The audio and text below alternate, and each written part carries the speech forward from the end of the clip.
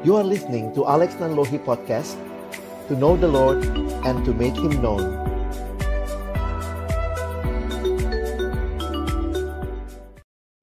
Setiap pertanyaan akan diberikan kesempatan buat kedua pembicara kita, Bang Niko dan Bang Alex, untuk menjawab masing-masing pertanyaan yang udah teman-teman coba sampaikan. Dan kita akan memasuki sesi tanya jawab ini selama 1 jam. Jadi selamat menikmati. Tapi sebelum kita mulai sesi tanya jawabnya, kita akan berdoa terlebih dahulu. Mari kita sama-sama bersatu doa.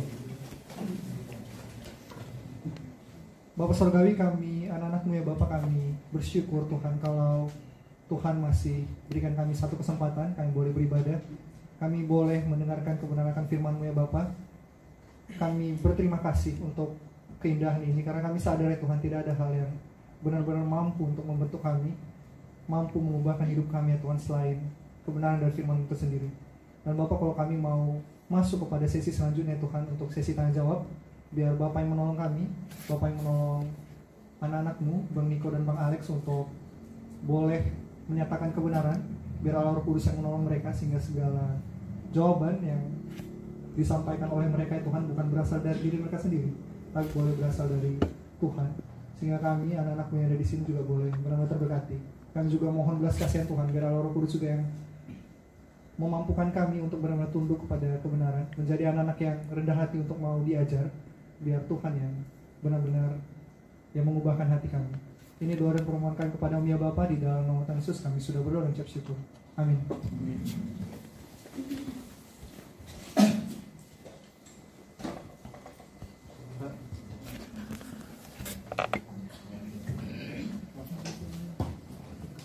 Thank you.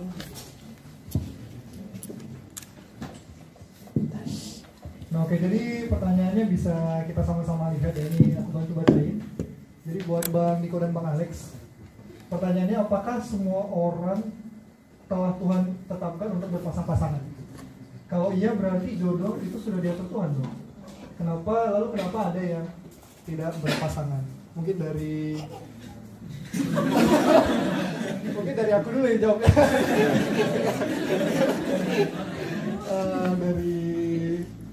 Dari Bang Alex dulu kali ya, karena menyampaikan sesi ini.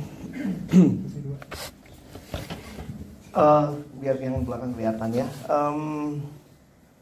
Saya agak sulit menjawab pertanyaan ini karena ada premis asumsi di baliknya yang mengatakan kalau Tuhan sudah atur, kayaknya kesannya kita pasif.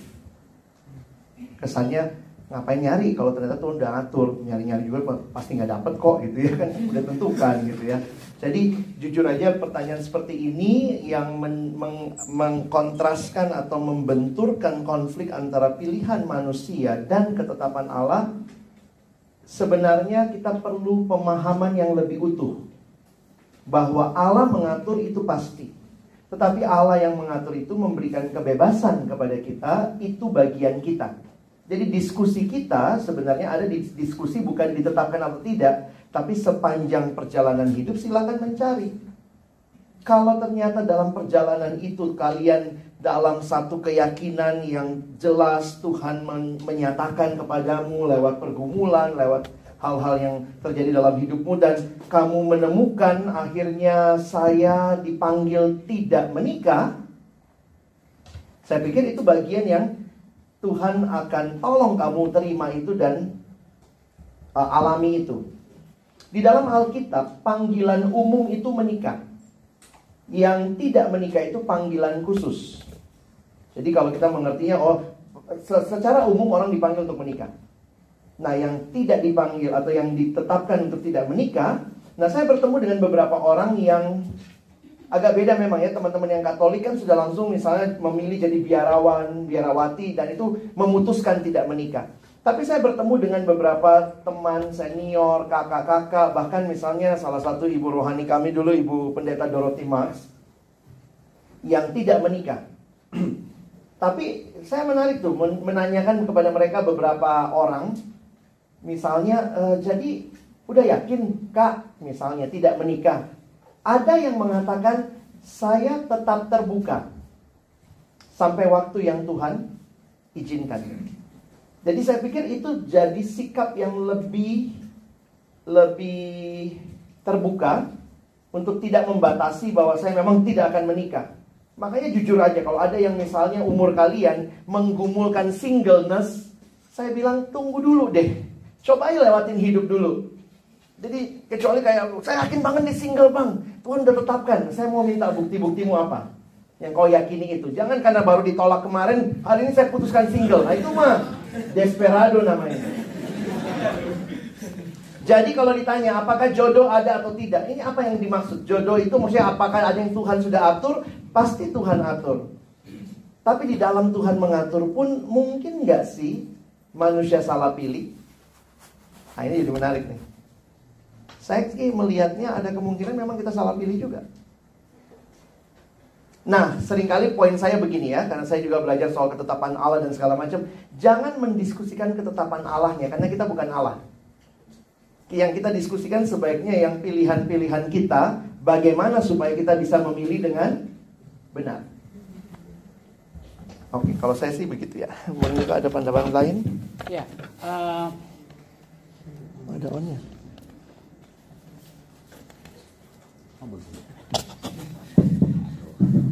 Oke, teman-teman, kalau kemarin bicara PUI sebelumnya sebenarnya bagian ini sudah kita bicarakan bahwa Allah itu menciptakan manusia dalam sebagai pribadi yang mempunyai kemandirian relatif, sehingga akan selalu terjadi paradoks di dalam kehidupan ini. Maka kita tidak bisa akan kemudian selalu sampai kepada suatu pertanyaan, apakah sudah ditetapkan Allah? Berarti maksudnya ya, apakah sudah ditentukan, dalam arti ditentukan Allah. Jadi di dalam segala sesuatu termasuk di dalam perjodohan itu Allah ketika kemudian kita firman Tuhan menuntun kita untuk menemukan apa yang sesuai dengan kehendak Allah. Tetapi apakah ketika kemudian kita membuat pilihan-pilihan apakah itu di luar kehendak Allah? Tidak pernah terjadi. Ada sesuatu yang bahkan pilihan-pilihan kita yang salah terjadi di luar kehendak Allah. Dan Allah bahkan meresikokan dirinya termasuk dalam pernikahan, termasuk ketika umpamanya salah dalam tanda kutip seperti tadi salah pilih. Itulah Allah yang kemudian berinkarnasi. Allah meresikokan dirinya untuk kemudian siap memulihkan. Bahkan kalaupun sempat terjadi istilahnya kesalahan di dalam jodoh dalam pemilihan. Dalam pemilihan ternyata salah, Allah pulihkan. Allah bisa memulihkan. Jadi saya tidak akan menjawab apakah sudah ditetapkan oleh Allah si A. Bagi saya sih rasanya saya tidak akan menjawab itu. Tapi firman Tuhan menuntun menolong kita bahwa bagaimana kita menemukan apa tadi yang dikatakan sepadan, menolong yang sepadan bagi kita. Saya pikir seperti itu. Dan saya juga dulu ini ada buku apakah menikah atau tidak. Lalu diberikan itu kepada waktu saya masih umur 20 tahun. Saya bilang, kenapa harus baca buku ini? Bagi saya panggilan umumnya saya menikah. Kecuali nanti dalam perjalanan saya menemukan. Kita mencari kehendak Tuhan seperti itu. Ngapain memutlakkan sekarang bahwa ini sudah ditetapkan oleh Tuhan? Jadi kalau agak mengambang ya seperti itu. Sama seperti sulitnya menjawab pertanyaan itu. Apakah semua Tuhan telah menetapkan berpasangan? Dan nanti kalau kemudian ada yang tidak berpasangan, ya itu tetap kita tetap dalam kedaulatan Tuhan. Kita mengatakan bahwa itulah ada semua di dalam pengaturan Tuhan. Oke. Jadi kok kayak berkembang ini kita ya soal ketetapan Allah dengan ini. Atau saya tambah dikit, teman-teman, semua yang terjadi di dunia ini tidak semua apa yang maksudnya Allah menetapkan demikian. Ada banyak varian yang bisa terjadi. Dan di dalam itu tetap ada kedaulatan. Mana di ekonomi saya bicara ya, ada kedaulatan Allah. Tetapi ada manusia di dalam mencari apa kehendak. Oke. Mau ditambahin lagi? Udah cukup. Oh, cukup. Boleh kalau misalkan mungkin ada yang pengen ditambahkan? Oh kamu? Saya pikir saya. Sorry. Santai. Kadang di dalam berbicara soal kehendak Allah sama, jadi saya senang dengan cara menjelaskan dari seorang hamba Tuhan. Dia coba pakai dua istilah. Kehendak Allah itu yang mutlak, tetap. Lalu yang kedua pimpinan Allah, itu yang dinamis. Ya. Jadi pertanyaan sederhananya begini, apakah kita bisa melakukan sesuatu di luar kehendak Allah? Atau apakah kehendak Allah, atau yang kita suka sebut rencana Allah ya, rencana Allah, kehendak Allah, kita bayangannya seperti blueprint ya. Nah, rencana Allah, kehendak Allah bisa gagal? Tidak bisa. Tapi pimpinan Allah, bisa nggak manusia nggak taat pimpinan Allah? Bisa. Jadi pertanyaan yang menarik adalah diskusi kita lebih baik di wilayah mana? Di wilayah pimpinan Allah ketimbang di wilayah kehendak Allah. Karena kita tidak punya dimensi kekekalan seperti Allah. Mau tahu lebih jauh? Hamba Tuhan itu namanya Pendeta Stephen Tong, membahasnya dalam buku Kehendak Allah dan Pimpinan Allah. Itu dua hal yang dia coba bedakan. Udah clear ya Bang ya? Oke.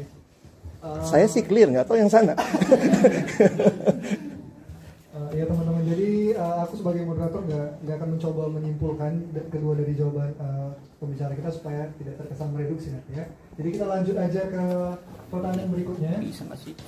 Nah ini Bang terkait dengan ya peran wanita yang atau tugas wanita yang terlihat lebih berat daripada laki-laki yang lebih sibuk gitu ya. Dan sampai laki-lakinya justru ya jadi kerja di rumah gitu, jadi ya bapak rumah tangga gitu Bang. Nah jadi kira-kira pandangan yang benar gitu untuk hal ini gimana? Saya dalam hal itu memegang ortodoksi bahwa hukum yang ditetapkan Alkitab, artinya hukum kewajaran, hukum itu bahwa laki-laki sebagai kemudian berbicara tentang tetap sebagai headship dan wanita sebagai perempuan sebagai penolong yang sepadan. Kalau tadi John Piper menyatakan bahwa to provide for, to protect itu adalah tanggung jawab dari laki-laki, dan to care for home itu adalah perempuan. Tetapi ini akan menjadi perdebatan panjang kalau kemudian berbicara di dalam konteks perkembangan zaman saat ini.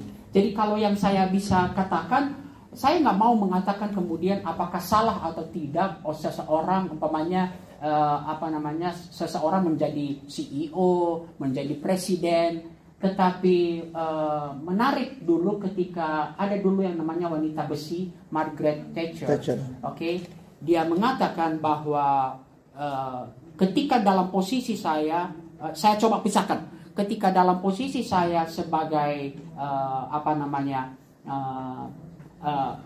Perdana Menteri, saya adalah Perdana Menteri di Inggris.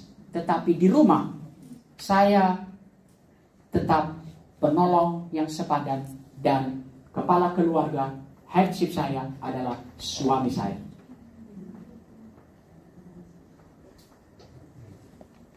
Jadi kalau ortodoksnya seperti itu, bahkan kalau mau ini ortodoksi lagi, teman-teman, seorang siapa yang di Bogor, Pak Chambers. Ya, John Chambers. John Chambers pernah mengatakan, bila memungkinkan untuk kehidupan, istri di rumah.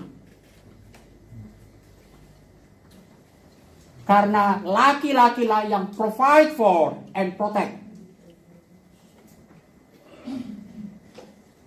Tetapi bila tidak memungkinkan karena umpamanya harus sekarang dengan kebutuhan ekonomi dan segala macam, oke.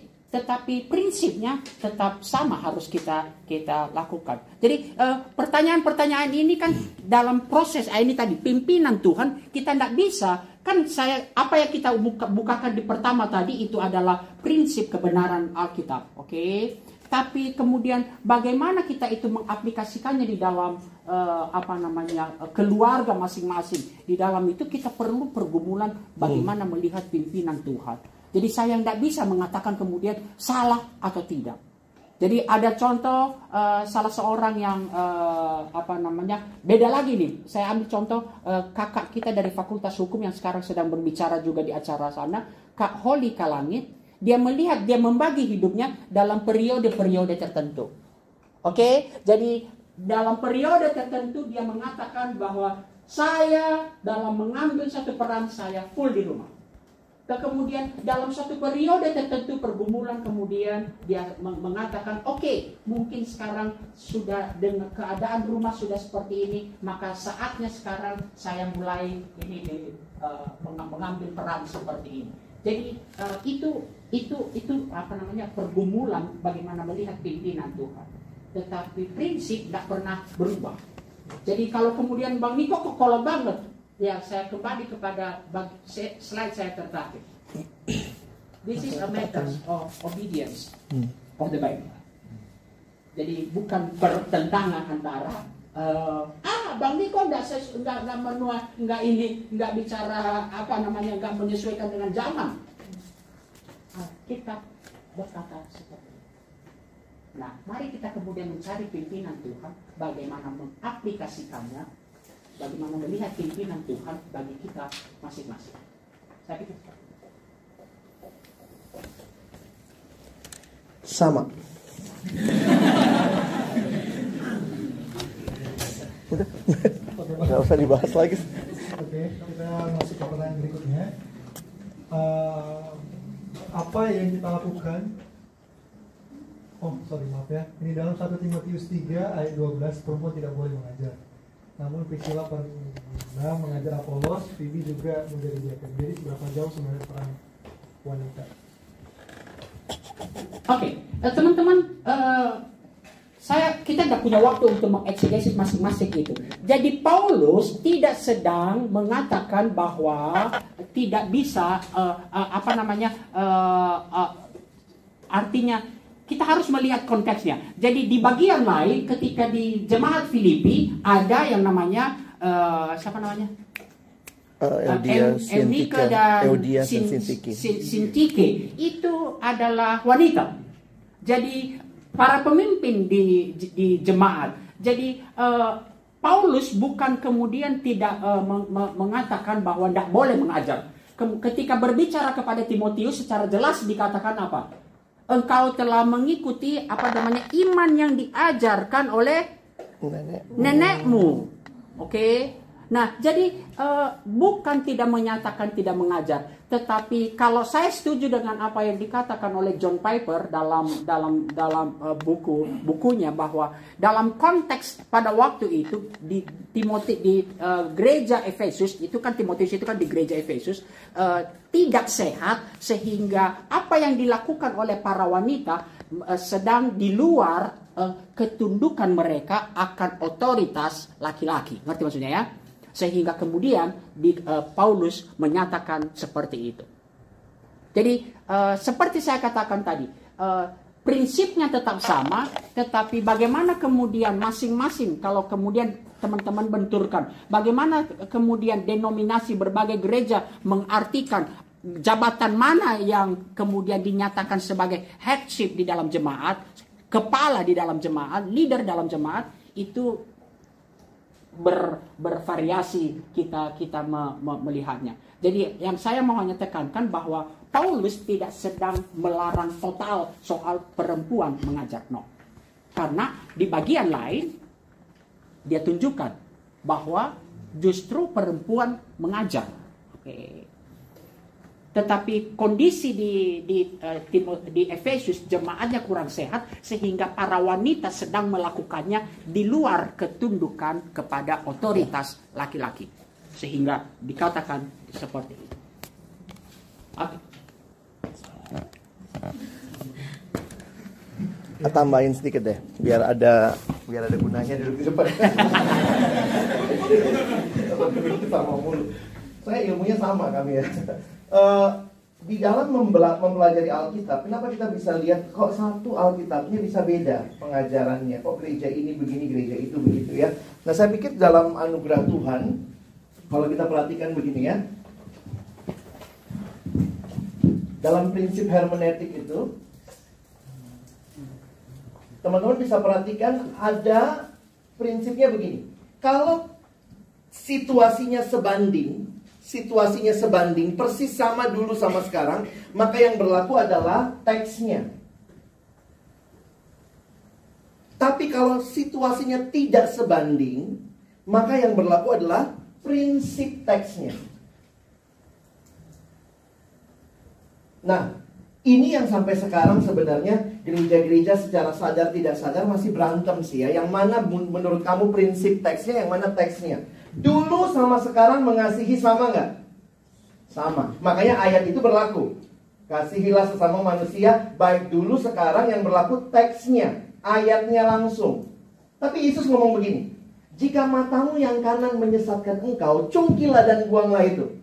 Kita bilang itu yang berlaku apanya? Teksnya. Kalau kau bilang harus teksnya bang, ya cobalah, buta semua kau. Kita ya, aku juga ikut. Saya juga pernah terjebak pornografi. Jadi pertanyaannya adalah, gereja-gereja sampai hari ini masih berselisih paham tentang yang mana teks, yang mana prinsip teks. Karena itulah jangan heran banyak denominasi dari Alkitab yang sama. Karena itu bagi saya sih, kita terbuka aja melihat keberagaman itu. Makanya ada hal-hal yang kita satu. Keselamatan, Yesus juru selamat. Tapi masalah apa misalnya? Gereja tertentu nggak makan babi. Yang satu babi sekali, kalau nggak babi nggak gereja itu. Nah, kenapa yang satu bilang ada ayatnya? Ayatnya apa? Tidak boleh makan binatang berkuku belah misalnya. Jadi berarti kita nggak taat dong ayat itu. Nah, masalahnya bukan ayatnya kan?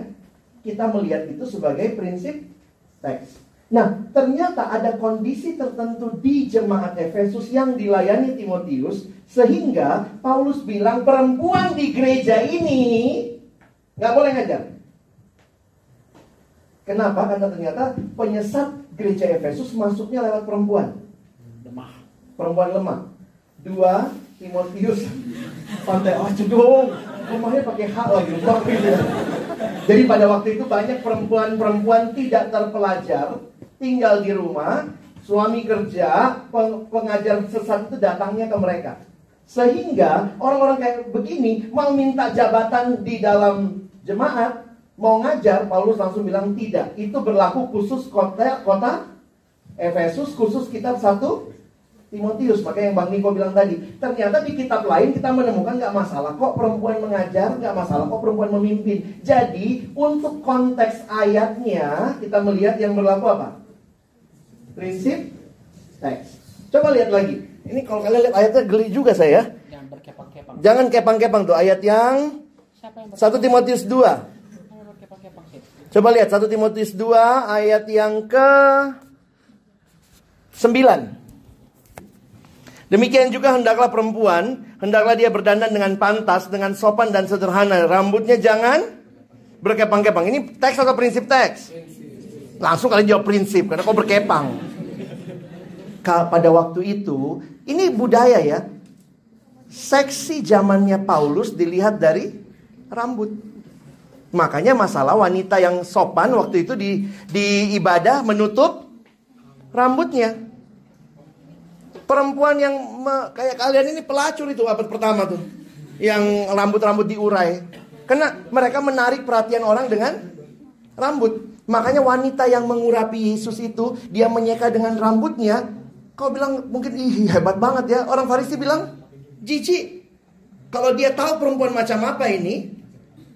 Nah, jadi kalau lihat ayat 12-nya ya, ayat 9. Jangan memakai emas atau mutiara ataupun pakaian yang mahal-mahal. Ayo, berapa price tag-mu? Ya. Tetapi hendaklah berdandan dengan perbuatan baik, seperti yang layak bagi perempuan yang beribadah. Karena ini konteksnya sekali lagi jemaat Efesus. Baru masuk ayat 11. Seharusnya perempuan berdiam diri dan menerima ajaran dengan patuh. Kalau atasnya kau terima prinsip teks, ini kalau mau logis ya, Bawahnya harusnya juga ini prinsip teks. Jadi ada situasi yang tidak sebanding. Makanya jangan jadiin prinsip umum. Wanita tidak boleh mengajar. Bagi saya nampaknya tidak sesuai dengan bagian lain. Oke, thank you. Ini rada PA ini lah. Oke, kita masuk ke pertanyaan berikutnya. Sekarang kami sebetulnya sudah punya beberapa sahabat lawan jenis. Nah, apakah boleh tetap bersahabat dengan banyak lawan jenis sekaligus tanpa ingin berpacaran? Boleh lah.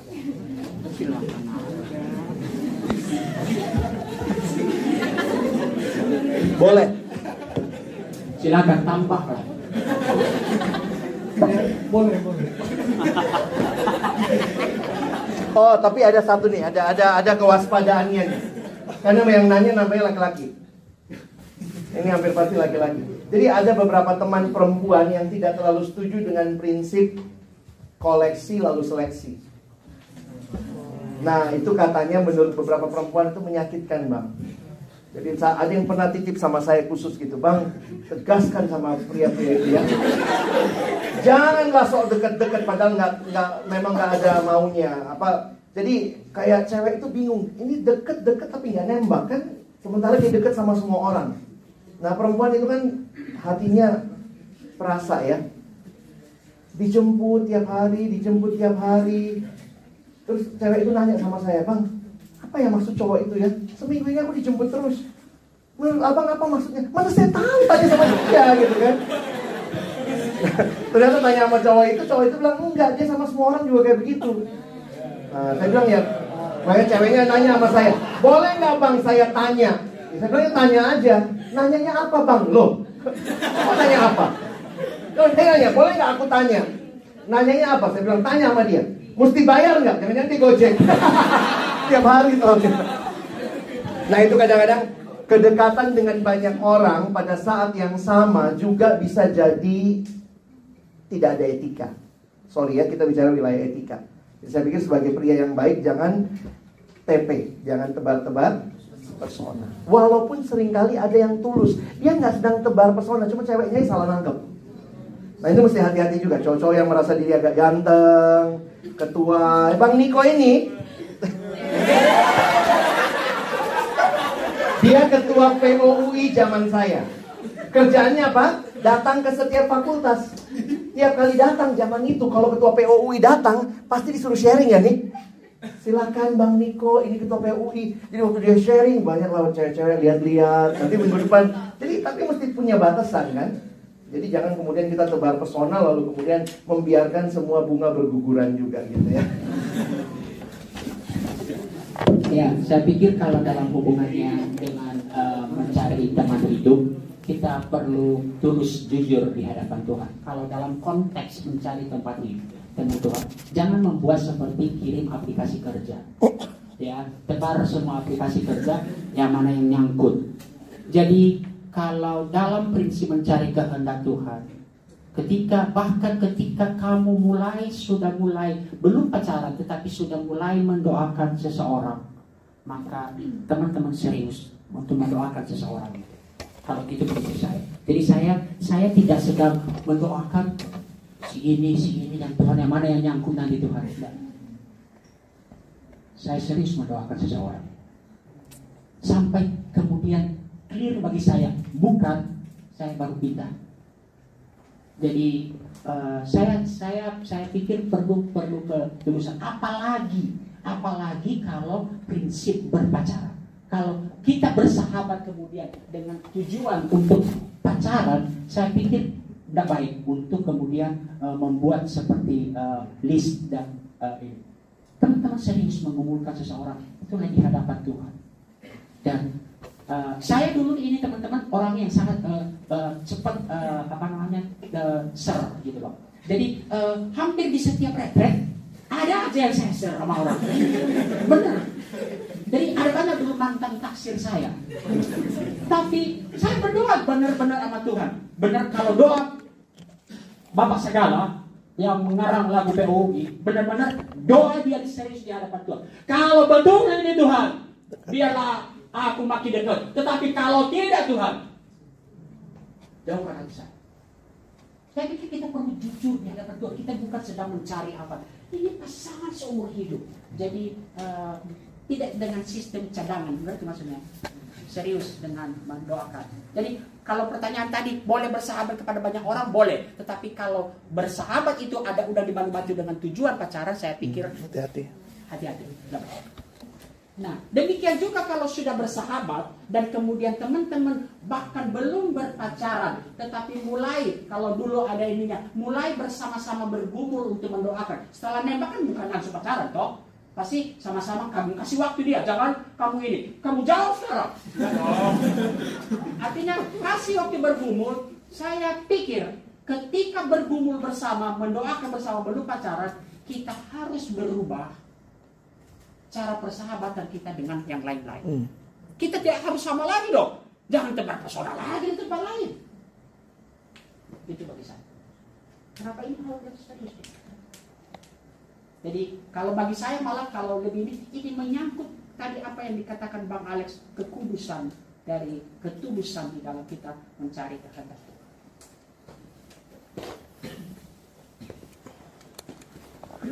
Oke. Kita masuk ke pertanyaan selanjutnya. Bagaimana untuk mencukupkan diri berbahagia dan penuh di dalam Tuhan sehingga tidak menjadikan pacaran sebagai pemenuhan? Ini ada mungkin jawabannya ada padis ya. Pertanyaannya juga klise kedengarannya ya, hanya Tuhan yang bisa memuaskan. Tapi saya belajar dari seorang bernama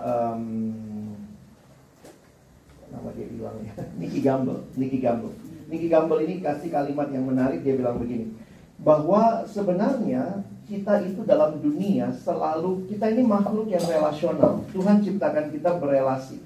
Jadi yang menarik, kita selalu mencari relasi yang bisa memuaskan dan relasi yang terus bertahan.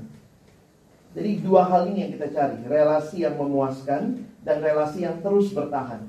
Nah, kita karena carinya yang bisa memuaskan, yang bisa terus bertahan, pertanyaannya, ada nggak yang bisa terus bertahan?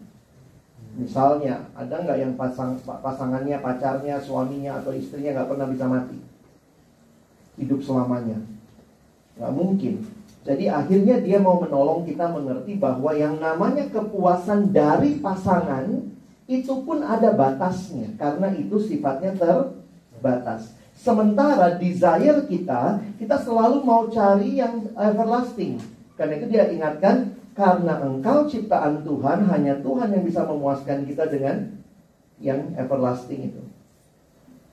Kadang-kadang mungkin kita nggak ngalamin itu sampai kita merasakan memang. Jadi gini, seringkali krisis-krisis kehidupan akan menolong kita melihat sebenarnya apakah pasangan kita itu sudah kita jadikan Tuhan atau tidak.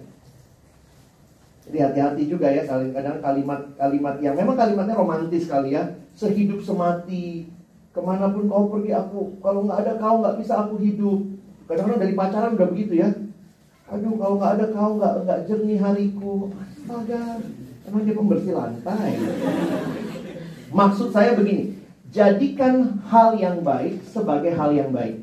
Begitu hal yang baik kau jadikan utama, itu kau sudah memberhalakannya. Ketika hal baik dijadikan hal yang utama, itu jadi berhala. Tapi kalau kita mengutamakan Allah, maka hal baik akan ada pada tempatnya.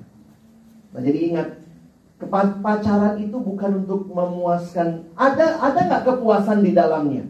Saya yakin ada, tapi ingat, selalu ingat, ini kepuasannya sebentar.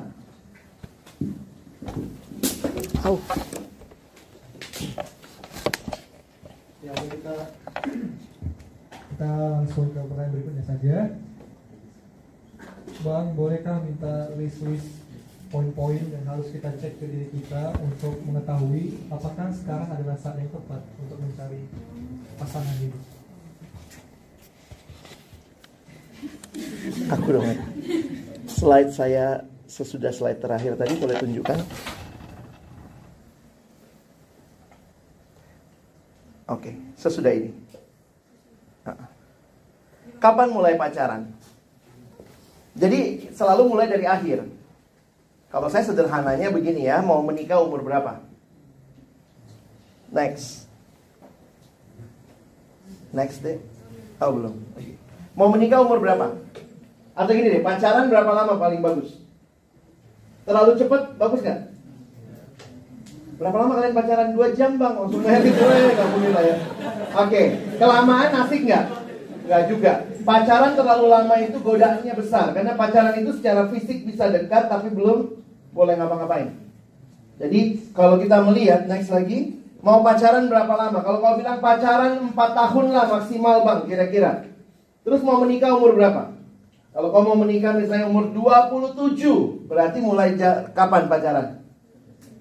Kira-kira 23. Tapi saya kasih, ya bisa dikit lah ya. Makanya saya bilang di usiamu udah bisa mulai. Kalau masih siswa, serem, kapan mau merit? 27, umurmu berapa? 16, mau pacaran 11 tahun. Itu maksud saya, logikanya ya. Jadi poin saya adalah, kalau ditanya kesiapannya, ini memang baru bicara kesiapan waktu. Tapi yang lain misalnya, kamu bertumbuh nggak dalam kasih? Kamu bertumbuh nggak dalam kekudusan? Kalau ternyata belum, kamu pacarin anak orang, atau kalau dipacarin anak orang yang seperti itu, malah kalian saling menjatuhkan. Nah bagi saya itu jadi ngeri. Jadi kalau ada yang nanya, gimana? Kenapa misalnya ya orang dapat SIM itu umur 17? Kedewasaan apa yang dilihat? Orang dapat SIM umur 17. Kedewasaan itu kalau psikologis ada kedewasaan fisik, ada kedewasaan mental. Dewasa fisik badannya gede, anak sekarang kan gede-gede, tapi mentalnya, kalau dia nabrak, ayam tinggalin gitu ya. Dia harus menolong orang yang dia tabrak misalnya. Makanya misalnya orang dapat SIM umur berapa, yang dilihat kedewasaan mentalnya. Nah ini terkait dengan banyak hal, kedewasaan rohaninya. Jadi bagi saya kalau kalian memutuskan untuk berpacaran, lihat nih kedewasaan ini. Kalau istri saya suka ngomong begini, anak SMP mau pacaran, ya ampun belum bisa bangun pagi masih dibangunin mama. Maksudnya sorry to say ya, itu menunjukkan bahwa kamu ternyata masih belum siap menjadi penolong buat pasanganmu. Ya, ini slide bagus Pak abis ini, satu lagi. Next day. Ayo baca ya, 1, 2 ya. Bagi yang belum menikah, janganlah fokus mencari pasangan hidup yang sepadan, tapi fokuslah menjadi pasangan hidup yang sepadan bagi orang yang telah dipersiapkannya. Jadi kadang-kadang kita selalu nuntut, saya mau cari yang begini. Kamu sendiri mengubah dirimu nggak untuk bisa jadi pasangan yang baik? Thank you.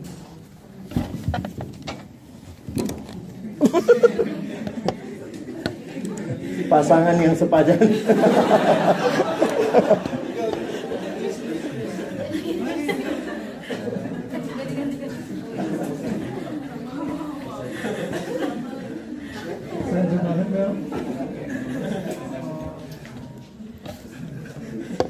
Oke, pertanyaan selanjutnya, apa yang kita lakukan jika sudah mendapatkan tanda dari Tuhan bahwa dia adalah pasangannya yang Tuhan tetapkan? Apakah kita harus perlu memastikan lagi? Masalahnya apanya tandanya? Itu pertanyaannya, apa tandanya? Saya tidak nanti seperti apa dulu zaman dulu ya, kamu nanti memimpikan tandanya siapa besok yang ngetuk kamar kos. Kamar atau buka pintu, nanti kalau mbaknya yang buka pintu. Jadi tandanya apa yang dimaksud dengan tanda di sini bahwa dia adalah pasangan? Kenapa teman-teman? Tanda itu kan kamu yakin, nah dia ini nggak yakin gimana? Jadi ini kan masalah maksudnya itu melibatkan dua orang, dua anak manusia. Jadi saya pikir saya sih nggak terlalu ini dengan apa yang disebut dengan tanda ya. Apa yang jika lakukan kita mendapatkan tanda dari Tuhan bahwa dia adalah pasangan yang Tuhan tetapkan bagi kita. Apakah kita harus perlu memastikannya lagi? Tapi kalau pertanyaannya ini adalah ketika teman-teman umpamanya udah sama-sama udah sama-sama senang, udah sama-sama doain, kenapa masih perlu pacaran? Mungkin itu ya. Iya, itu lebih pas. Mungkin kalau saya ini pertanyaannya. Nah, teman-teman, saya buka-buka file saya tadi, pacaran itu kan seperti kata Bang Alex tadi, waktu untuk pengenalan, untuk benar-benar mencari apakah dia. Jadi kalau kalian pikirkan, pernikahan itu seumur hidup. 30 tahun, 10 tahun, seperti apa pernikahan kita. Jadi bukan soal lagi suka. Jadi kita pikirkan, apakah betul-betul ini dia yang akan jadi pasangan seumur hidup saya. Dan tentu Anda mau menikah untuk mendapatkan air mata penderitaan terus kan?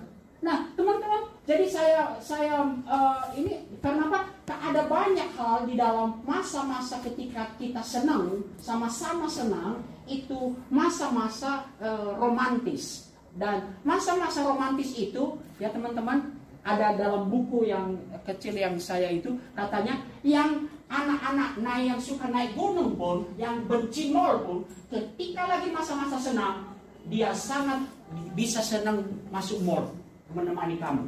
Tetapi pertanyaannya, apakah itu bertahan 30 tahun? Dia akan menemani kamu ke mall terus? Nah, kamu harus bertanya. Nah, jadi tadi saya tuliskan di sini masa pacaran itu, ada yang tuliskan masa ketika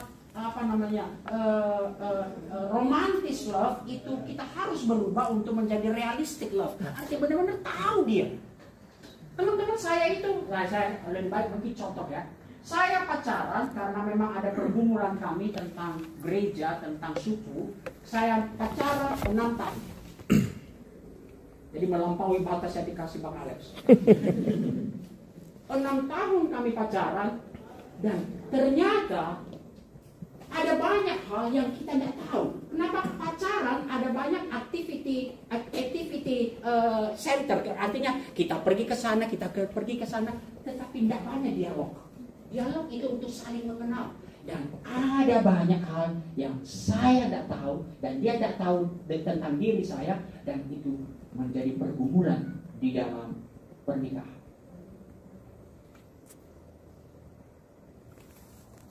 Nah, apalagi teman-teman, kalau kita, maksudnya kita harus benar-benar tahu.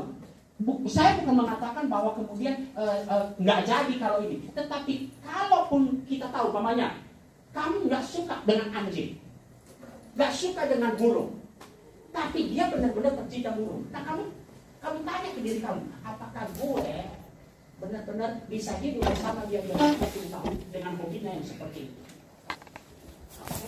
Itu harus digunakan di dalam ini. Jadi masa subjektif love, artinya apa yang gua suka, apa yang ini menjadi objektif love. Masa yang romantisme berubah menjadi realistis untuk mengetahui dia apa adanya. Dari activity lebih banyak kepada dialog untuk saling tahu. Nah, saya kasih contoh saya tadi.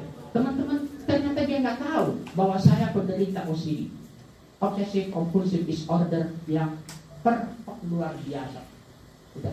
Dan itu menyakitkan bagi dia di awal-awal pernikahan kami. Tahu pernikahannya. Jadi dia udah susun baju dalam lemari, ini hal kecil. Nanti saya tunggu dia pergi. Saya lihat ini kesini baju-baju, langsung saya turunin semua, saya susun lagi. Saya nggak nuntut, tapi melihat itu dia nangis luar biasa.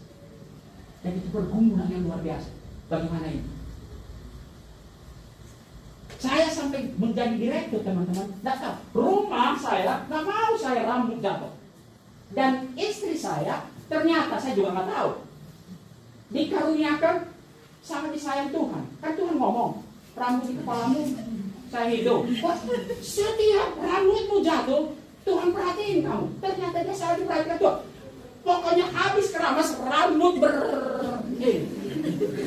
dan bertahun-tahun dia tersiksa juga. Sementara dia tersiksa, saya juga tersiksa sampai direktur. Saya coba. Itu hal kecil, tapi maksud saya hal kecil yang dulu tidak tahu, tapi itu menjadi pergumulan ketika pernikahan. Jadi kenapa harus, walaupun tandanya udah jelas, ini saya memberikan lebih dalam contoh supaya realistis. Kenapa harus ada masalah dapat pasal supaya tahu benar-benar. Bukan saya kemudian harus putus, enggak, tapi tahu tahu, oh Niko itu OCD, maka gue tahu, gue nanti gak akan nangis walaupun dia susun-susun baju saya. Walaupun baju yang dia udah setrika, saya turunin lagi, saya setrika lagi. Nah dia tahu. Nah kami sama-sama belajar, kemudian bagaimana berubah. Berubah gimana? Saya nggak mau untuk dia, teman-teman, bahwa dia akan serapi saya. Tapi kan rapi kami belajar sama-sama, bertumbuh sama-sama. Maka masa pacaran seharusnya masa bertumbuh bersama-sama. Rapi itu kan baik. Nah dia juga belajar untuk mulai rapi. Yang ya kalau kamu tahu jatuh rambutnya ini dong. Tapi saya juga belajar nggak menuntut habis-habisan. Sekarang rumah saya lihat ada benar, oh kayak bagus juga, kayak ada kristal-kristal di lantai saya. Nah, susah bukan? Kalau pacaran lebih baik, itu akan lebih mudah di dalam pernikahan. Jadi masa-masa mimpi ideal itu, aku mau sehidup semati, nanti kalian menikah teman-teman, hal-hal kecil pun akan menjadi masalah. Oke.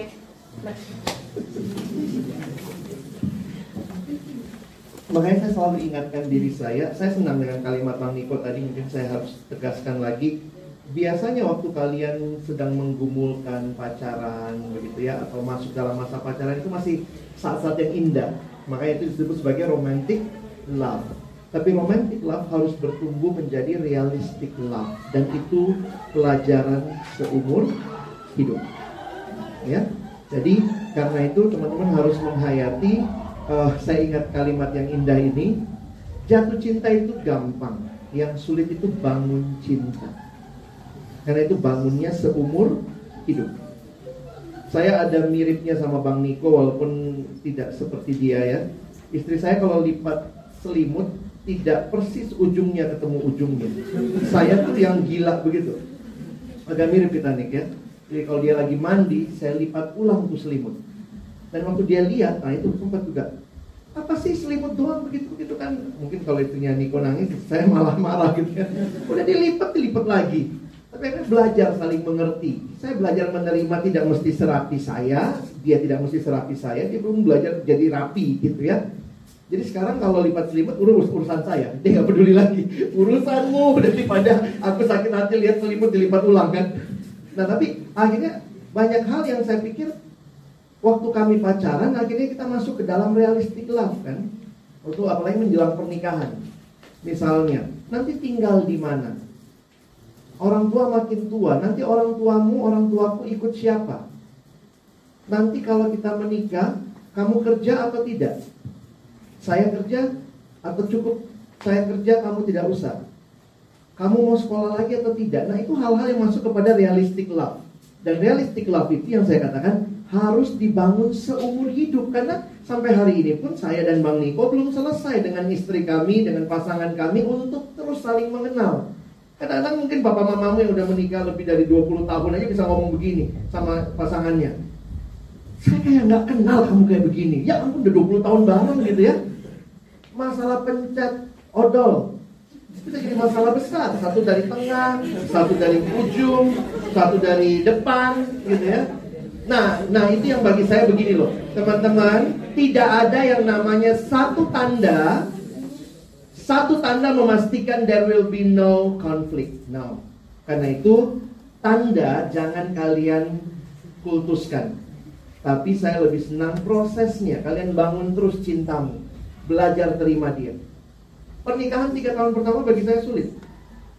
Saya menikah, kalau mungkin teman-teman belum tahu, saya menikahnya sudah lewat semua target ya.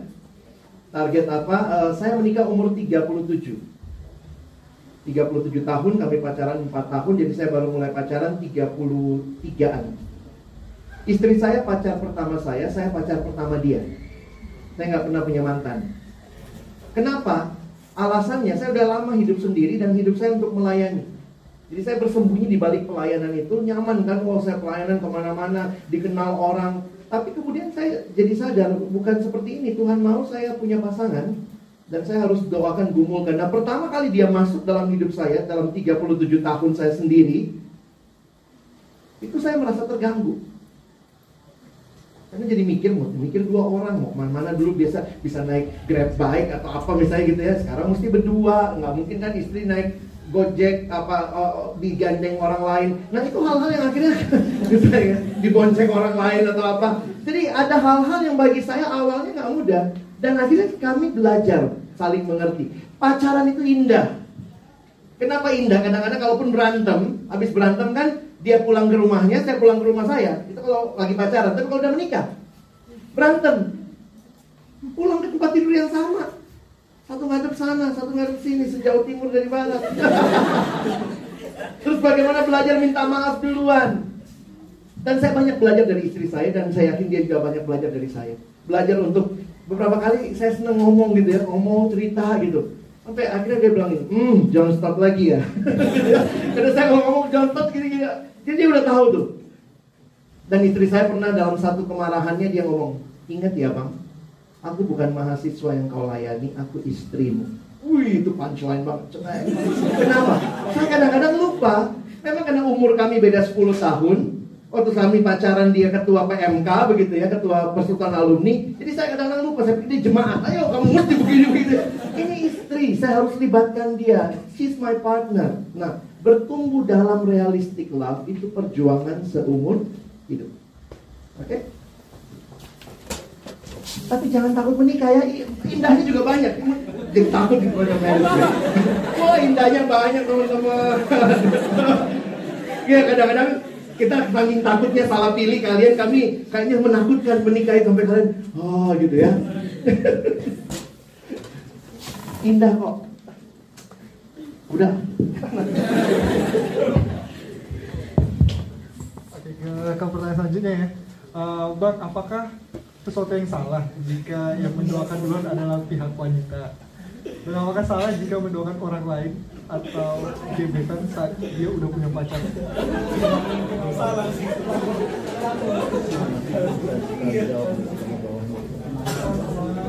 Bawahnya bisa langsung dua pertanyaan aja. Pertanyaan kedua, apakah salah apabila perempuan yang memimpin dalam sebuah diskusi? Termasuk ketiga juga tuh. Dalam sebuah diskusi apabila ada laki-laki yang juga bertumbuh ada di dalam diskusi tersebut. Kemudian sekalian, dan pertanyaan tiga, bagaimana cara identifikasi perasaan sebagai sahabat dengan perasaan yang lebih apa sih? Tidak ada yang salah benar. Saya lebih melihatnya kepada hayati prosesnya, lalu kalian tahu peranmu masing-masing. Kenapa? Karena memang ada pria-pria yang takut bicara. Ada pria-pria yang agak, ya saya nggak tahu ya, makanya kita perlu belajar kepemimpinan pria. Waktu saya masuk POI dulu kita ada ini ya, ada acara khusus kami yang laki-laki dikumpulkan untuk belajar jadi laki-laki Kristen. Lagu Grace Alone itu adalah lagu komitmen dari Promise Keeper. Itu gerakan di Amerika, karena laki-laki makin kelihatan tidak memimpin, lalu berkumpullah hamba-hamba Tuhan, mengumpulkan ribuan laki-laki berdoa bersama-sama untuk meminta roh kepemimpinan, kira-kira begitu ya. Nah, jadi saya melihat banyak juga pria-pria karena mungkin masalah keluarga. Jujur aja sekarang banyak keluarga yang perempuannya sangat dominan, mamanya dominan sekali, sehingga cowoknya nggak ngomong. Termasuk anak laki-laki tapi tidak inisiatif. Suka sih suka, udah jalan bareng nggak berani nembak. Nah gimana caranya? Itu kan kayak yang terakhir, bagaimana cara wanita bisa memastikan kepastian status hubungan dengan cara yang elegan. Saya setuju sama Bang Niko, tetap sebaiknya, bukan sebaiknya, seharusnya pria yang menyatakan. Tapi kalau dia adalah orang yang agak sulit bicara, maka harus didorong, harus mengupayakan. Misalnya kita pakai, kalau pakai istilah kita pakai sendi. Tahu sendi ya, yang menghubungkan keduanya. Jadi misalnya ada PKK-nya mungkin. Jadi kalau kalian cewek, tanya sama PKK-nya, Kak, dia sebenarnya kayak apa sih ke saya? Tolong dong, minta dia pastikan. Misalnya, tuh wanita bisa melalui PKK, nanti PKK-nya menolong anak ini, tapi anak ini mesti ngomong. Nah ini yang kadang-kadang gak gampang. Saya ketemu beberapa masalah justru karena beberapa cowok pengecut juga sih, khususnya cowok-cowok PMK. Makanya cewek-cewek PMK kayak nggak tertarik cari cowok PMK. Sorry to say ya. Kenapa? Kurang jantan. Emang ayam juga sih enggak ya? Tapi kayak kurang inisiatif, kurang berani. Sama saya pernah saksikan di salah satu Natal, tersebut ya, Natal Tit. Habis selesai Natal, ceweknya gulung-gulung kabel, cowoknya di depan selfie-selfie. Ya ampun, saya bilang udah kebalik dunia ini. Cewek yang angkat-angkat gitar, angkat keyboard, cowoknya selfie-selfie. Nah, bagi saya ini jadi satu penanda bahwa mungkin banyak cowok yang takut bicara, dan mungkin juga karena takut ditolak. Memang gak ada yang suka ditolak ya. Tapi ini tipsnya lah ya. Please, cewek-cewek, hargai kalau kamu ada cowok yang maju. Kalau sampai cowok udah maju itu mungkin satu RT udah doain tuh. Ya. Hargai. Jadi jangan langsung gitu. Begitu dia baru maju, lihat kaca dong mukamu tuh. Hargailah. Syukur dong, apa? Mesti ngomong apa? Ya belajar, terima kasih sudah suka sama saya. Syukur lu ada yang suka sama kamu. Tapi mungkin kamu bilang, saya doain dulu ya, minta waktu. Supaya bisa benar-benar melihat apakah benar atau tidak. Tanya, cari informasi. Dia kayak apa orangnya kalau kalian belum kenal. Mungkin kan bisa terjadi beda fakultas. Pui-pui itu kan menyatukan ya. Nomor handphone beredar tapi kita nggak tahu orang yang mana gitu ya. Nah, yang pria, kalau kalian siap maju berarti kalian harus siap ditolak. Stop jadi laki-laki kalau takut ditolak. Udah nasib kita itu. Tapi karena itu mesti berbesar hati. Jadi kalau kamu ngomong, maka siap konsekuensinya juga. Karena apa? Tidak bisa cinta bertepuk sebelah tangan. Jangan minggu depan dia jawab, sorry bang, enggak ternyata. Oh sorry, kau serius, aku bercanda kok minggu lalu gitu. Jangan begitu ya. Berarti kamu gak siap tuh. Banyak cowok-cowok begitu tuh, mementarkan. Jadi kalau ditanya salah apa tidak, saya bilang tergantung konteksnya. Lihat dulu konteksnya apa. Lalu ingat, laki-laki belajar memimpin, yang perempuan belajar mengizinkan laki-laki memimpin juga. Saya ketemu seorang kakak, Bang Niko juga kenal. Suaminya agak pasif. Kakak ini sangat aktif lah ya, talkative juga. Terus waktu kami nanya, pernah satu kali saya tanya, Kak, terus gimana dalam kehidupan rumah tangga suami istri? Kakak itu bilang begini, setelah saya menikah sama abang, saya belajar menahan diri. Saya izinkan abang ambil keputusan. Dan ternyata itu caranya dia menghormati suaminya. Kan jelas ayatnya, istri tunduklah kepada suamimu. Bukan istri tanduklah suamimu, bukan ya. Thank you. Ya, oke. Jadi kalau saya tadi hampir sama ya. Sekalian juga saya tanya yang soal diskusi tadi, mana tuh ada tadi, apakah bisa memimpin diskusi. Jadi hari ini teman-teman kita bicara, saya tadi sudah mengatakan alih-alih untuk mengatakan yang mana yang salah, yang mana yang benar. Ini bukan soal hitam putih. Jadi apakah kemudian saya mengatakan seharusnya laki-laki yang kemudian memulai menembak, istilahnya apapun, memulai suatu relasi. Tetapi kalau kemudian tadi seperti kata Bang Alex, perempuan bisa mengambil peran untuk membuat, mendorong, memberikan keyakinan kepada laki-laki itu sehingga dia mempunyai keberanian untuk melanjutkan hubungan itu. Jadi itu bisa dilakukan. Nah demikian juga di dalam soal diskusi, soal ini. Sah-sah saja laki-laki perempuan memimpin suatu diskusi, tetapi itu tadi.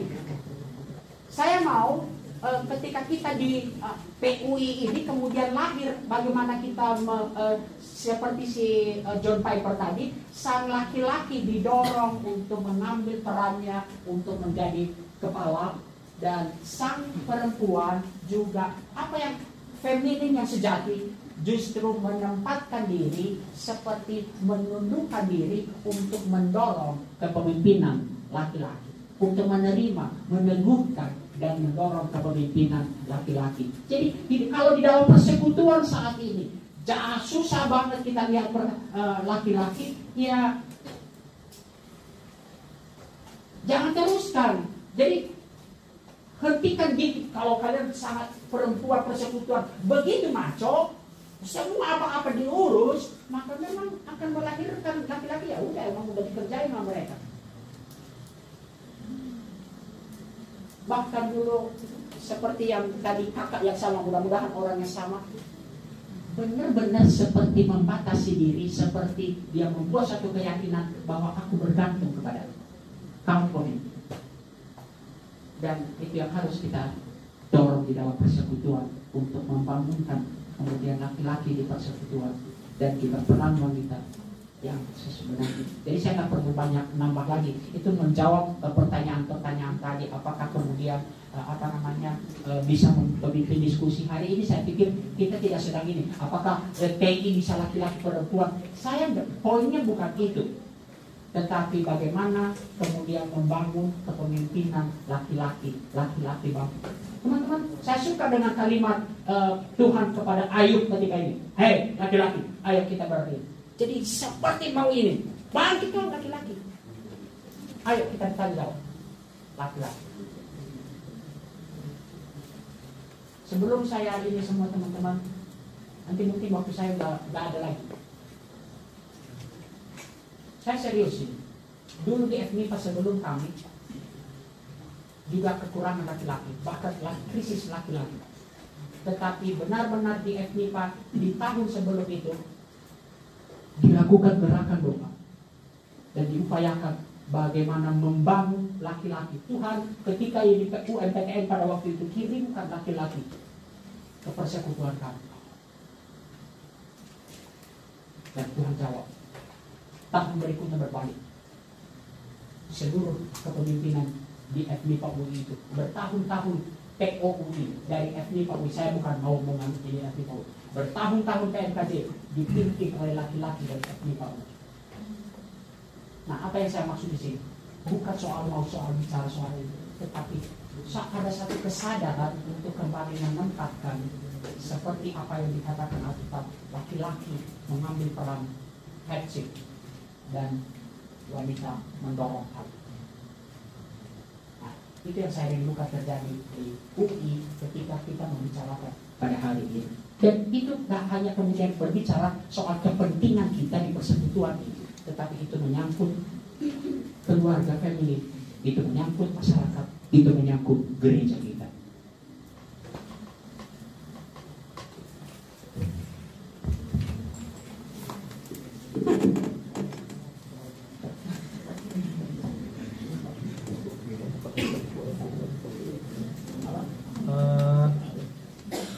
Oke, pertanyaan selanjutnya Bang, bagaimana cara mengidentifikasi perasaan sebagai sahabat dengan perasaan yang lebih? Ini nggak ada ilmunya ya. Baik, itu kan hal-hal yang naluriah lah ya. Nanti kalian tahu sendiri lah. Cuma saya mau garis bawahi begini. Kalian ada di generasi yang sangat mengagungkan perasaan sekarang. Agak beda dengan generasi kami dulu. Di generasi yang lalu sangat mengagungkan pikiran. Osmo dan kawan-kawannya sangat mengagungkan perasaan. Yang kadang-kadang kalian dan saya pun juga kalau ditanya, saya nggak bisa mendefinisikannya. Misalnya, kalimat-kalimat yang saya suka dengar sekarang. Iya bang, kami deket, nyambung sih ngomongnya, tapi kayaknya belum dapat chemistry-nya. What do you mean by chemistry? Chemistry itu yang ditanamkan lewat drama Korea, film Korea, ditanamkan lewat pop culture kita, karena culture ini sedang meninggikan perasaan. Nah somehow saya katakan begini, jadi yang kamu cari apanya? Secara firman Tuhan udah jelas lawan jenis, udah jelas anak Tuhan, dia cinta kamu. Kalau nggak cinta kamu ngapain dia terus-terusan komunikasi sama kamu? Sorry, saya ketemunya cewek nih. Tapi cewek itu kemudian bilang, tapi bang, saya belum dapat feel-nya, kami nggak dapat chemistry-nya. Pernikahan itu bukan masalah chemistry saja. Di dalam komitmen itu mencakup dua hal. Di dalamnya pasti ada thinking, jelas, tapi juga ada feeling. Nah, seringkali ini jangan saling meniadakan. Bahkan, kalau saya mau katakan begini, bukunya Timothy Keller mengatakan bahwa feeling itu grow up seiring berjalannya waktu. Karena itu, tidak masalah orang dijodohkan pada masa lalu, feelingnya dapat waktu sudah sudah membangun cintanya itu kan seumur hidup. Jadi kadang-kadang kalau saya pikir, apa kita balik aja kayak perjanjian lama ya? Dijodohin aja, nggak rela. Tapi kalaupun tidak rela, apa yang kamu cari? Jangan-jangan yang kamu cari itu ketika sudah menikah. Istri saya bilang saya nggak romantis sebelum menikah. Pokoknya kemana-mana dia ceritain, abang nggak romantis, suami nggak romantis, pacarnya nggak romantis. Waktu itu kan saya juga, gila juga ya, gue nggak romantis. Saya belajar romantis. Tapi kemudian sesudah kami menikah, ada komitmen, maka saya sangat romantis. Poinnya adalah romantisme, perasaan, feeling itu bukan hanya ditunjukkan lewat hal-hal yang di permukaan, tapi itu masuk ke dalam komitmen itu. Makanya sekali lagi saya katakan, kalau komitmen tanpa komitmen tapi dekat tanpa komitmen itu cenderung merusak. Tapi kalau sudah komitmen, maka sebenarnya feelingnya akan dibangun. Sorry, saya jujur aja masih bingung kalau ditanya soal feeling, chemistry. Karena saya mikir apa lagi ya? Maksudnya kamu pengen nyetrum pegang listrik gitu ya. Dan beberapa orang tidak jalan sama, ada satu anak lah ya yang saya kenal, dia tidak jadian sama cowok itu karena alasannya terbesar adalah semuanya cukup bang, tapi saya nggak dapat chemistry-nya. Saya tanya apa itu chemistry, dia bilang nggak tahu lah bang, tapi pokoknya nggak dapat. Dan akhirnya dia tidak dapat cowok itu.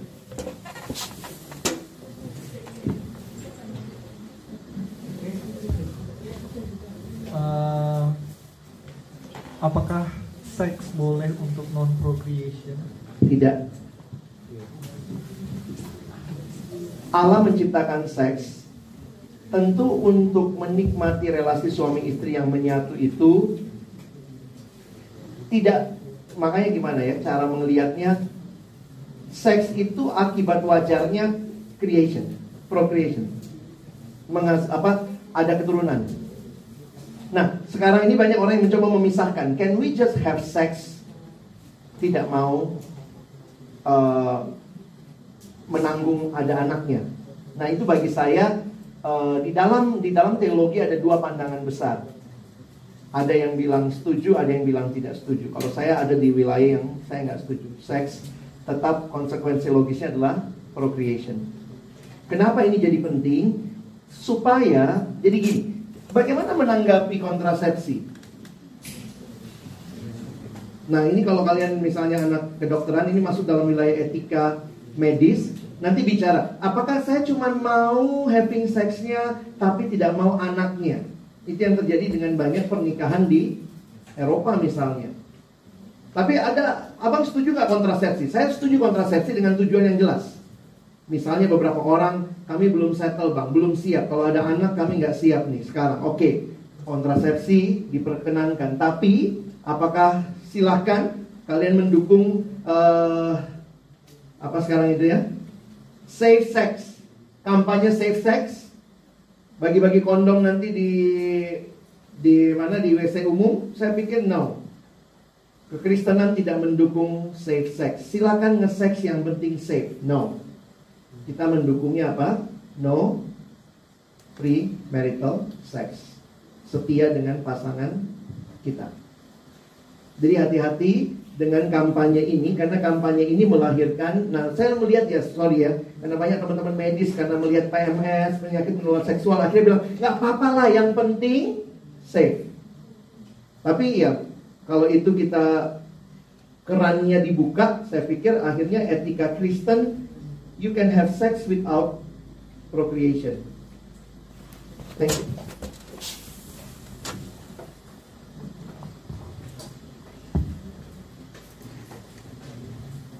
Ini mungkin akan menjadi pertanyaan terakhir. Apakah boleh bang berpacaran dalam masa kepengurusan?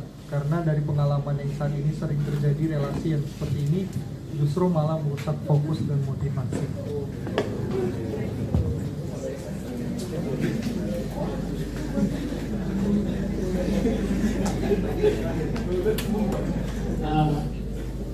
Ini bukan pertanyaan yang nggak bisa dijawab kembali oleh ini atau tidak, bagaimana melihat pimpinan Tuhan. Tetapi saya tidak mau kemudian kalau bagi saya, apakah boleh berpacaran dalam masa kepengurusan? Boleh banget kalau saya. Karena dari pengalaman yang saat ini sering terjadi, relasi yang seperti ini malah merusak fokus dan motivasi. Bagi saya sih enggak. Semua. Nanti kalau bicara seperti itu, apakah pelayanan kepengurusan mengganggu studi? Ya, mengganggu. Saya harus bilang mengganggu. Tetapi apakah kemudian nggak bisa menjadi pengurus? Bisa. Jadi bagi saya agak susah menjawabnya soal ini. Tapi bagi saya boleh. Jadi saya pacari istri saya saat ini ketika dia masih menjadi koordinator PO FKM.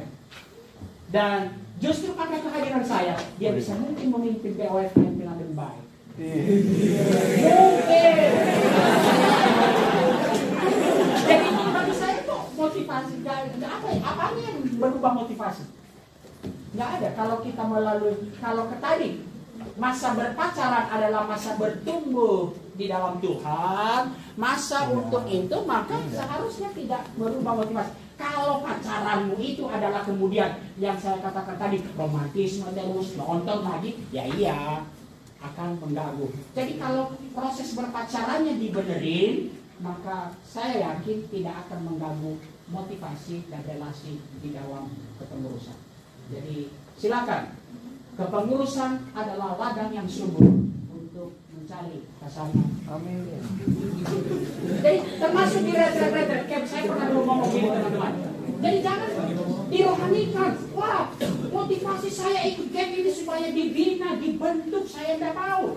Saya dulu pernah memimpin. Doanya begini. Tuhan, bersyukur kami dapat ikut camp ini. Murnikan motivasi kami. Tetapi sempurnakan sukacita saya. Jika di dalam camp ini Tuhan mempertemukan saya, jadi nantikan kemudian kalau selesai bisa di bagi saya. Dan jadi teman-teman nggak usah dinaik, ngerti maksudnya ya. Nah kalau bicara perasaan tadi, perasaan kamu akan nikmati sendiri. Jadi nggak bisa gimana sih rasanya, suka ya suka. Jadi jangan ini nanti pemanya camp, RKK atau apapun, jangan ini bahwa akan mengganggu motivasi. Kalau ini doanya seperti itu, Tuhan murnikan motivasi kami supaya kami dibantu melalui camp ini, tetapi sempurnakan sukacitaku Tuhan. Kiranya melalui camp ini temukan dan itu kerja. Okay. Lebih baik kan cari teman hidup di camp daripada di diskotik kan. Jadi nggak apa-apa. Takut kepengurusan motivasinya macam-macam karena pacaran, bukannya memilih tidak pacaran, tapi pacaranlah dengan benar. Jadi jujur aja saya kadang-kadang kalau lihat prinsip ini banyak dipegang oleh fakultas-fakultas yang kayaknya diturunkan tuh dari jomblower sebelumnya. Yang nurunin itu jomblo biasanya. Yang nurunin itu ditolak kali ya, kecewa dia. Tidak ada yang boleh, biar murni motivasinya. Ya, saya bilang loh, kalau kayak begini Alkitabnya bilang lebih baik berdua daripada sendiri kan.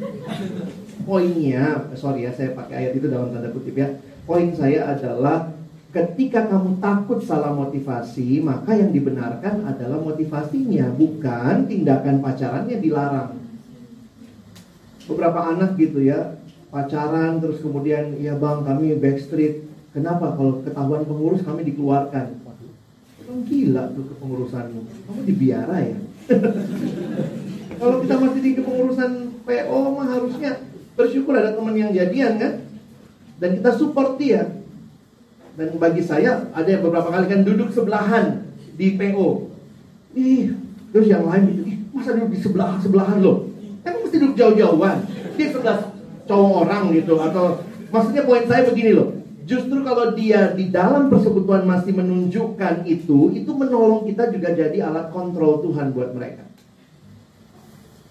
Walaupun saya sama istri waktu kami pacaran kita juga punya batasan. Maksudnya begini, kalau ini acara bersama, maka kami udah sepakat misalnya ya, kita milik bersama, kita mikibar, milik kita bersama. Tapi kalau misalnya memang kita lagi pacaran, berdua lagi jalan, ya udah kita berdua gitu. Jadi memang kalau kami kadang memutuskan di dalam acara apapun misalnya belum tentu harus duduk sebelahan. Tapi kita punya prinsip. Nah, jadi tapi jangan menilai orang mau kayaknya dia duduk bareng tuh pantas tuh nggak perhatiin jemaat loh. Pasangannya siapa tahu jemaat juga kan. Gitu ya. Thank you. Oke. Jadi mungkin sesi tanya jawab kita sampai di situ aja. Untuk Mbak Niko dan Bang Alex boleh kembali. Ada pelayan member juga dipesan untuk maju.